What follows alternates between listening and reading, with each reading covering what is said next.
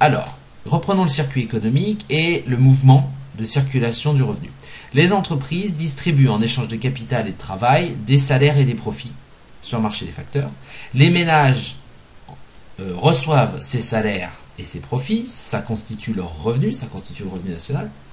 Et ils en consomment une partie bien sûr, mais ils font d'autres choses avec ce revenu. Ce revenu est également épargné. Donc ce revenu est également épargné. Donc là, comme ça. Donc le revenu est épargné. Grand S. S pour savings. Et cette épargne, elle est transformée. Elle est transformée, elle est collectée par qui? Elle est collectée par les banques et les marchés financiers. Je mets marché, M-E, FI. Donc vous avez les banques et les marchés financiers. Évidemment, ce sont deux institutions qui sont un petit peu différentes, mais au final, les banques agissent beaucoup sur les marchés financiers, donc c'est pas aberrant de les mettre ensemble. Les banques et le marché financier collectent l'épargne des ménages et évidemment répondent aux besoins de financement des entreprises quand les entreprises veulent investir. Donc quand les entreprises veulent investir, évidemment elles ont leur propre autofinancement, mais elles peuvent avoir également avoir un besoin de financement, et pour ça elles font des demandes d'emprunt par exemple, des demandes de prêt, où elles émettent des titres obligataires, qui sont en fait c'est comme des emprunts en fait, sur le marché financier. Donc le marché financier permet de transformer l'épargne, de collecter l'épargne et de la renvoyer d'une certaine manière, de la redistribuer sous forme de fonds pour l'investissement. Donc grand I l'investissement, celui-là il est simple, aux entreprises. Avec, donc vous voyez que ici, si on suit the money trail, comme ils disent dans The Wire, c'est-à-dire si on suit la piste de l'argent, eh bien on voit que le revenu, hop, il arrive là, il est épargné, il est réinjecté sous forme d'investissement, donc tac, vous voyez, ça va alimenter le revenu qui arrive aux entreprises.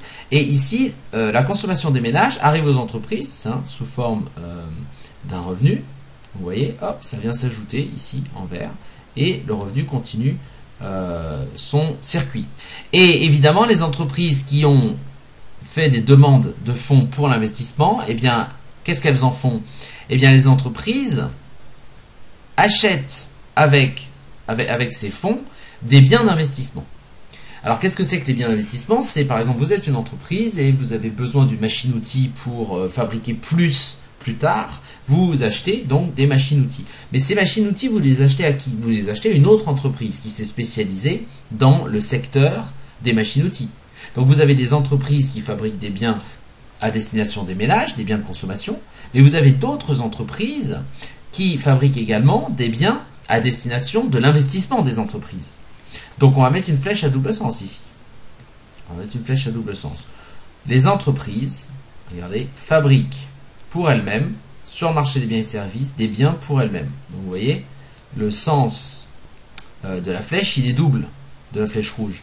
Donc ça, c'est la petite difficulté, c'est-à-dire que ici, c'est une flèche qui va du marché des biens et services aux entreprises, et c'est une flèche qui va dans les deux sens, puisque les entreprises s'achètent à elles-mêmes des biens d'investissement.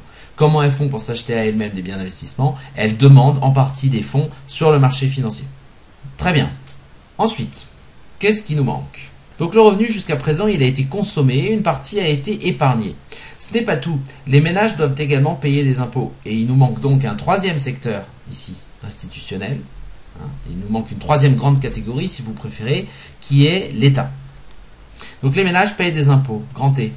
Alors, la flèche, elle va par là, mais en fait, l'impôt pourrait être négatif si, par exemple, il s'agit de subventions, ou s'il s'agit de revenus de transfert. Si, par exemple, vous touchez des allocations familiales, c'est quoi? C'est l'État qui vous reverse directement de l'argent. C'est pas l'État qui vous fournit un service public, donc c'est pas un flux réel, c'est l'État qui vous reverse de l'argent. Donc c'est comme s'il vous imposait négativement. Donc ici, T, ce sont les impôts et les subventions. Donc, en fonction du sens de la flèche, si c'est un impôt ou une subvention. Mais n'oubliez pas qu'on s'intéresse à une économie en général, à une économie dans son ensemble. Et comme on s'intéresse à une économie dans son ensemble, en général, les impôts sont positifs, c'est-à-dire qu'ils sont plus grands que les subventions. Les impôts sont collectés par l'État.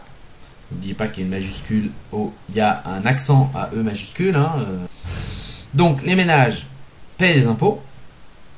Les impôts sont collectés par l'État. Et que fait l'État avec ces impôts? On a une flèche qui va de l'État vers les entreprises, vous voyez, hop, qui réinjecte le produit des impôts vers les entreprises. Sous quelle forme? Eh bien, sous la forme de commandes aux entreprises de biens publics. C'est-à-dire que l'État, dans ce schéma simplifié, ne produit pas directement des biens publics. Alors, je sais bien que dans la réalité, l'État produit des biens publics, mais dans ce schéma, l'État ne produit pas directement des biens publics.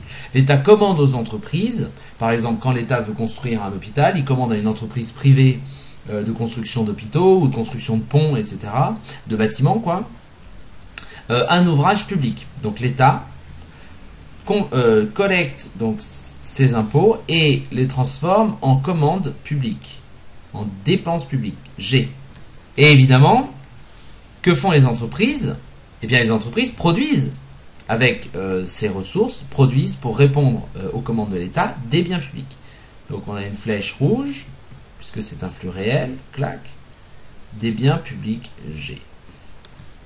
Des ponts, des chaussées, des immeubles, etc. Et des services publics, puisque ce sont des biens et services. On parle toujours de biens et services. Donc ça peut être également un service public. Ça peut être, je sais pas moi, des ambulanciers, ça peut être des écoles, etc., etc., etc. Ici, les biens et services publics sont consommés par les ménages dans leur globalité. Hein, on consomme tous de l'école, on consomme tous des ambulanciers, malheureusement, parfois, etc., etc. Si on suit le sens du revenu, on voit que les entreprises produisent un certain revenu. Ce revenu, il est distribué aux ménages sous forme de salaire et de profit. Le revenu arrive chez les ménages. Il est imposé. L'État s'en sert pour réinjecter le produit des impôts en dépenses publiques. Alors des fois, il ne réinjecte pas tout, puisque vous voyez à chaque fois qu'il y a une fuite. Ici, vous avez deux fuites, l'épargne et les impôts. Et vous avez un intermède, la banque ou l'État. Et ensuite, c'est réinjecté, vous voyez. Alors, parfois, eh bien, ce qui a été épargné ne va pas être exactement égal à ce qui sera investi. Parfois, ce qui a été collecté pour les impôts ne sera pas égal strictement à ce qui a été dépensé par l'État. Et si, là, dans ce cas-là, les impôts sont différents des dépenses publiques, par exemple, si on a moins d'impôts dans la totalité d'une année qu'on a dépensé au niveau des dépenses publiques, évidemment, vous serez en déficit. Bien. Donc, toutes ces fuites-là, vous voyez, les ménages, donc, ils épargnent, les ménages paient des impôts, les ménages épargnent, le produit de l'épargne est réinjecté sous forme d'investissement, les ménages, ensuite, bien sûr, plus tard, consomment. Alors, il manque un dernier élément pour notre circuit économique, et cet élément, c'est l'extérieur. D'accord? Les entreprises, donc les entreprises ont tout ce revenu-là qui arrive chez elles, et les entreprises, en plus de cela, eh bien, interagissent avec un troisième secteur institutionnel qui est l'extérieur. Donc ici, on va pouvoir créer un autre petit cercle qui est le reste du monde, RDM. Donc ici, on a le reste du monde. Et dans le reste du monde, on a donc tous les autres pays que celui qu'on considère. Par exemple, imaginons qu'ici, c'est la France. Et ce reste du monde, eh bien, il a une certaine demande en biens nationaux, en biens français. Le reste du monde, il peut vouloir, je sais pas, des trains fabriqués en France, parce que la France est plutôt forte dans le fait de pouvoir fabriquer des trains. Donc le reste du monde a une certaine demande, et répondre à cette demande, c'est l'export. L'export, c'est grand X. Mais nous avons également des désirs de produits étrangers. Nous avons également envie d'acheter, pour certains, des Apple, pour d'autres, des Samsung, qui sont des produits étrangers, parce que eh bien, ces produits ne sont pas exactement les mêmes. On ne trouve pas l'équivalent exactement en France. Donc, il y a aussi des importations. Et ces importations sont faites par des entreprises nationales qui importent et qui ensuite revendent. Donc, les entreprises ont une relation avec le reste du monde, c'est-à-dire qu'elles importent et exportent avec le reste du monde. Et évidemment, la contrepartie, ce sont des flux monétaires entre la France et le reste du monde. Alors, quel est le sens de cette flèche? Eh bien, c'est une bonne question. Est-ce que c'est ce sens-là ou est-ce que c'est ce sens-là? Eh bien, ça dépend de quoi? Ça dépend de savoir si on a importé plus qu'on a exporté. C'est-à-dire, quel est le signe de X moins M? Si on a exporté plus qu'on a importé, donc si X moins M est supérieur à 0, ça veut dire que nous avons vendu plus de biens à l'étranger que nous avons demandé à l'étranger des biens. C'est-à-dire que nous avons consommé de biens étrangers. On a exporté plus qu'on a importé. Si on a exporté plus qu'on a importé, nécessairement, la flèche va dans ce sens-là. Il y a une rentrée monétaire. Puisque en net, si on fait le total des exports moins les imports, comme on a vendu plus qu'on a acheté à l'étranger, eh bien, en net, il y a une rentrée d'argent. Donc la flèche serait par là. Évidemment, si c'était le contraire, si X moins M était négatif, dans ce cas-là, on importerait plus qu'on exporte et il y aurait une sortie d'argent. Donc la flèche, le flux monétaire serait en direction du reste du monde. Et bien sûr, le flux rouge, le flux réel, serait en direction des entreprises. Donc le sens de ces deux flèches-là dépend véritablement de savoir si on a exporté plus qu'on a importé. Ça dépend donc de ce qu'on appelle la balance courante. Donc voilà, là on a notre circuit économique complet qui retrace l'ensemble de la circulation du revenu dans une économie et qui nous permet de voir comment circule le revenu monétaire, les flux monétaires et comment circulent les contreparties. Donc pour récapituler, les entreprises échangent avec les ménages des capitaux et du travail, reversent aux ménages le profit et le salaire qui viennent de la valeur qui a été ajoutée par les entreprises, c'est-à-dire la valeur qui a été créée pendant une année par les entreprises, elle est reversée sous forme de salaire et de profit aux ménages. Donc ici, on a une mesure du PIB, on y reviendra. Le revenu du ménage est donc composé des salaires et des profits, et ce revenu, il permet d'être dépensé. D'abord, il est prélevé par les impôts, ensuite, il est épargné par les ménages, et ensuite, bien sûr, il est consommé sous forme de biens de consommation ou de consommation de biens ou de services. En contrepartie des impôts, on obtient des biens publics et des services publics. En contrepartie de la consommation, on obtient des biens de consommation.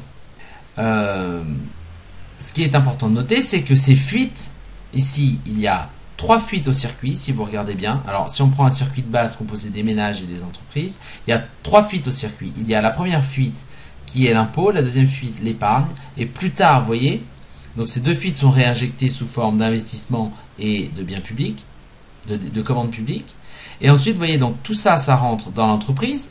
La dépense de consommation des ménages, la dépense d'investissement, le produit financier de l'investissement et les dépenses publiques rentrent comme ressources de l'entreprise, comme revenus de l'entreprise, si vous voulez.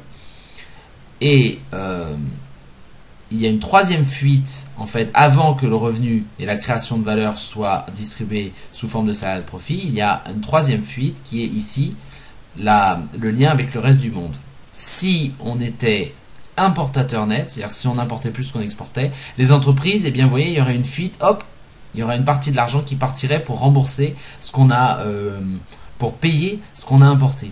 Et puis, évidemment, si jamais, donc là, on a le flux de revenus aux entreprises en vert, si jamais, évidemment, on avait exporté plus qu'on avait importé, eh bien, la flèche irait dans ce sens-là, c'est-à-dire qu'en plus de ça, on aurait le produit de la vente à l'étranger